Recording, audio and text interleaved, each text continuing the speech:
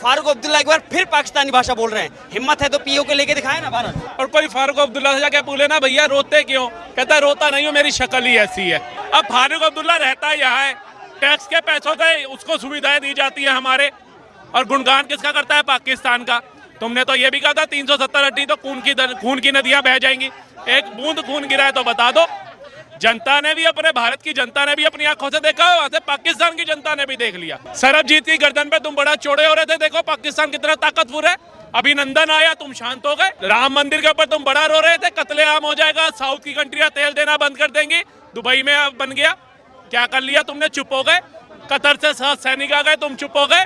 तो मोदी जी के खिलाफ कितनी विचारधारा प्रकट करोगे? उस समय कहा थे फारूक अब्दुल्ला, उमर अब्दुल्ला, महबूबा मुफ्ती, कहाँ थी कांग्रेस की सरकार? आपके कार्यकाल में क्यों नहीं था? क्यों बम फट रहे थे और आप इतने असुरक्षित महसूस करा रहे थे जनता को? बिहार से ला करके कन्हैया कुमार, भारत तेरे टुकड़े होंगे, अफजल हम शर्मिंदा है। राधिका खेड़ा जी, उनका कसूर इतना था, उन्होंने कहा भैया मेरी आस्था रामनवमी भी निकल गई, मैं राम जी के घर मत्था टेकाऊं, उसको भी आपने नकार दिया।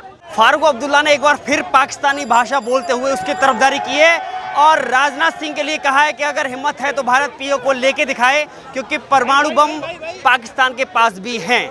बातचीत करते हैं। फारूक अब्दुल्ला एक बार फिर पाकिस्तानी भाषा बोल रहे हैं। हिम्मत है तो पीओ के लेके दिखाए ना भारत। मैं कह तो रहा हूँ ना, इनका मुद्दा बता के इन्होंने रोना है। और कोई फारूक अब्दुल्ला से जाके पूछे ना भैया रोते क्यों, कहता है रोता नहीं हूँ, मेरी शक्ल ही ऐसी है।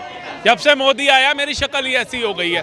ठीक है, हमारे यहाँ पर अगर इंडिया पाकिस्तान का मैच भी होता है ना, और हमें लगता है कि भैया पाकिस्तान है 200 से ऊपर रन मार दिए, तब भी हम कहते हैं नहीं इंडिया जीते, क्योंकि हमारे को विश्वास होता है कि हम जीत सकते हैं, हमारे प्लेयर्स इतने बढ़िया हैं। लेकिन जो यहाँ रह करके बोले नहीं भैया सिराज बहुत बढ़िया है, मुस्लिम प्लेयर पाकिस्तानी प्लेयर है बहुत बढ़िया, वो जीतेंगे, तो वो भारत का हितैषी का होगा। अब फारूक अब्दुल्ला रहता यहाँ है, टैक्स के पैसों से उसको सुविधाएं दी जाती है हमारे, और गुणगान किसका करता है? पाकिस्तान का। तुमने तो ये भी कहा था 370 हड्डी तो खून की नदियां बह जाएंगी, एक बूंद खून गिरा है तो बता दो। जनता ने भी, अपने भारत की जनता ने भी अपनी आंखों से देखा, वहां से पाकिस्तान की जनता ने भी देख लिया। पुलवामा अटैक हो गया, बड़ा रो रहे थे, सर्जिकल स्ट्राइक पे तुम चुप हो गए। सरबजीत की गर्दन पे तुम बड़ा चौड़े हो रहे थे, देखो पाकिस्तान कितना ताकतवर है। अभिनंदन आया, तुम शांत हो गए। राम मंदिर के ऊपर तुम बड़ा रो रहे थे, कत्लेआम हो जाएगा, साउथ की कंट्रियां तेल देना बंद कर देंगी, दुबई में बन गया। क्या कर लिया तुमने? चुप हो गए। कतर से 7 सैनिक आ गए, तुम चुप हो गए। तो मोदी जी के खिलाफ कितनी विचारधारा प्रकट करोगे और देश के खिलाफ कितना जाओगे, जो देश तुम्हारे परिवार को पाल पाल करके रख रहा है।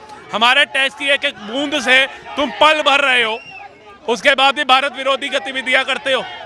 आज से पहले जो कश्मीरी पंडितों को मार के भगाया, 10 साल 15 साल 20 साल हो गए, एक बार भी आपके मन में अपेक्षा नहीं जागी कि भैया कश्मीरी पंडितों को वापसी बसाना चाहिए? आप बात करते हो हिंदुस्तान की, तिरंगा जलाया जाता था, आए दिन कर्फ्यू होता था, सरकार आपकी थी, एक दिन भी आपके मन में नहीं आया कि भैया कर्फ्यू हटे, तिरंगा ना जलाया जाए, भारत का पाकिस्तान का लहराया जाता था। आज क्यों मोदी सरकार को ये सब कुछ सोचना पड़ा? उस समय कहा थे फारूक अब्दुल्ला, उमर अब्दुल्ला, महबूबा मुफ्ती, कहाँ थी कांग्रेस की सरकार? कहाँ थे हमारे वेल एजुकेटेड पढ़े लिखे प्रधानमंत्री डॉक्टर मनमोहन सिंह जी? आप बताइए, आज मोदी सरकार में ही सारे कार्य हैं, मोदी सरकार में ही देश सुरक्षित है। आपके कार्यकाल में क्यों नहीं था? क्यों बम फट रहे थे और आप इतने असुरक्षित महसूस करा रहे थे जनता को? आज वो बम फटने क्यों बंद हो गए? ये बता दो जनता को आकर के। नहीं बताएंगे। आज सड़कों का निर्माण इतनी तेजी से बढ़ रहा है कि चाइना को पछाड़ के दूसरे नंबर पे आ गए। आपके कार्यकाल में क्यों नहीं आ रहे थे? बता दीजिए।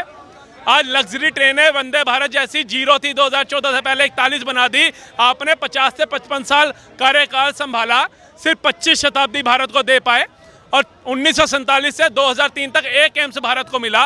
क्या भारत की 140 करोड़ जनता जो उस समय 80-90 करोड़ रही होगी, क्या वो एक एम्स के लिए थी? बताइए। आज 22 एम्स की सौगात का शिलान्यास हो चुका है। 6 साल पहले चल रहे थे, 4 रोज सुचारू रूप से चालू हो गए। आंध्रा के अंदर, पश्चिम बंगाल के अंदर, बठिंडा के अंदर, रायबरेली के अंदर, गोरखपुर में भी चल रहे हैं, ओपीडी चालू हो गया।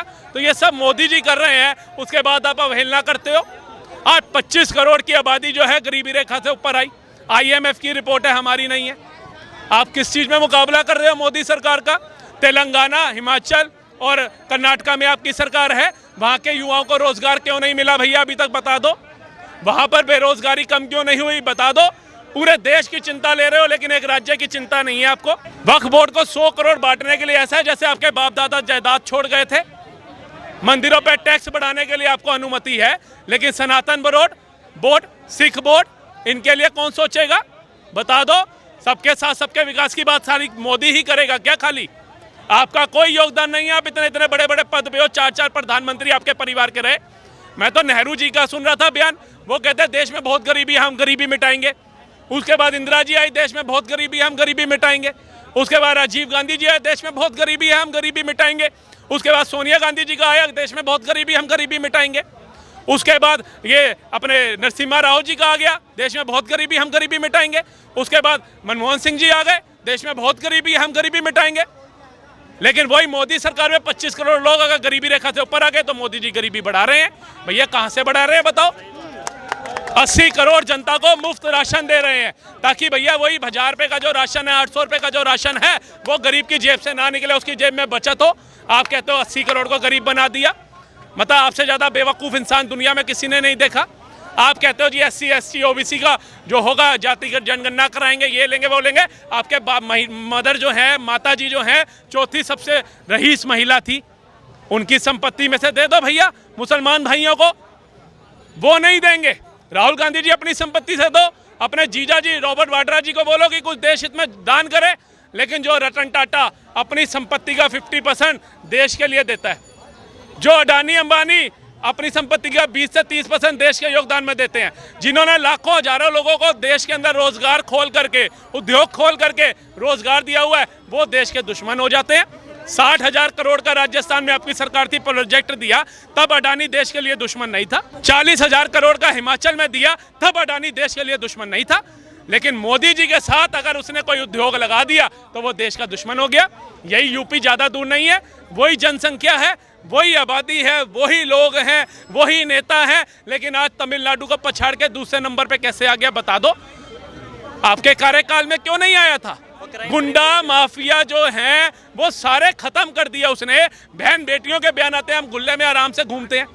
मूल चीज थी शौचालय, वो तब मोदी सरकार दे रही है। सांप डस लेते थे जंगलों में, सुबह सुबह का वेट करना पड़ता था महिलाओं को। आप में कितने लोग खड़े, कितने लोग भैया जिसको बाथरूम आ रहा हो 1 घंटा क्या 10 मिनट भी ज़्यादा से ज़्यादा बाथरूम रोक ले। सोचिए उन पर क्या बीतती होगी। कभी दिल से सोचिएगा, जो मोदी ने काम कर दिया ये कांग्रेस सरकार 50-55 साल में नहीं कर पाई थी। 10 साल अगर मोदी सरकार को हो गए तो 10 साल केजरीवाल सरकार को भी हो गए, 10 साल कांग्रेस को भी हो गए होंगे। लेकिन तीनों का आप निकाल करके देख लीजिए, आपको पता चलेगा किसके कार्यकाल में कितनी तीव्रता से काम हुए। आप देखिए, ये भारत जोड़ने निकले थे लेकिन टुकड़े टुकड़े वालों को टिकट देना सक्षम समझते हैं। जो जमीनी स्तर पे इनके कार्यकर्ता काम करते थे, अरविंदर सिंह लवली, शीला दीक्षित जी जो 3 बार मुख्यमंत्री रही, जिन्होंने दिल्ली को संवारा, उनका बेटा संदीप दीक्षित, उनको टिकट नहीं दिया। जिनको यहाँ की रोज की जिंदगी का पता होगा, बिहार से ला करके कन्हैया कुमार, भारत तेरे टुकड़े होंगे, अफजल हम शर्मिंदा है और कश्मीर में सेना बलात्कार करती है, ऐसे इंसान को आपने टिकट दी। और उसका आंसर क्या निकला, उसका उदाहरण क्या निकला कि उनको अपने पद से इस्तीफा दे करके भाजपा में आना पड़ा। राधिका खेड़ा जी, उनका कसूर इतना था, उन्होंने कहा भैया मेरी आस्था रामनवमी भी निकल गई, मैं राम जी के घर मत्था टेकाऊं, उसको भी आपने नकार दिया, उसे भी इस्तीफा देना पड़ा। इनके घर से कोई ED CBI नहीं गई। ये उन बंदों के नाम ले रहा हूं। प्रमोद कृष्णन जी सांसद 6 साल के लिए निलंबित कर दिया। कसूर क्या था? राम मंदिर गए थे। मतलब अभी तो ये सत्ता में नहीं है, तो जो राम मंदिर जाएगा, जो अपने इष्ट को पूजेगा, उनके साथ ऐसी भावनाएं होंगी। और कल को अगर ये सत्ता में आ गए तो पानी भी पूछ के पीना पड़ेगा कि भैया पी लें या ना पी लें। इन्होंने ऐसी गतिविधियां पैदा करी हैं। ये मोदी जी ने हमें आकर के नहीं बोला, ना हमने मोदी जी का बयान सुना। ये राहुल गांधी जी का बयान था कि इन हिंदुत्ववादियों को खाड़ के बाहर फेंकना पड़ेगा। हिंदू शब्द के अंदर जो शक्ति होती है उसे खत्म करना पड़ेगा। खड़गे जी कहते हैं कि अगर मोदी तीसरी बार आता है तो सनातन को बढ़ावा मिलेगा। अब बताओ भैया, 80 करोड़ की आबादी में रह रहे हैं, सनातन को बढ़ावा नहीं मिलेगा तो किसको मिलेगा? अफजल हम शर्मिंदा है, तेरे कातिल जिंदा है। और इसमें कोई दोहराए नहीं है, मिल रहा है, टिकट दे दी।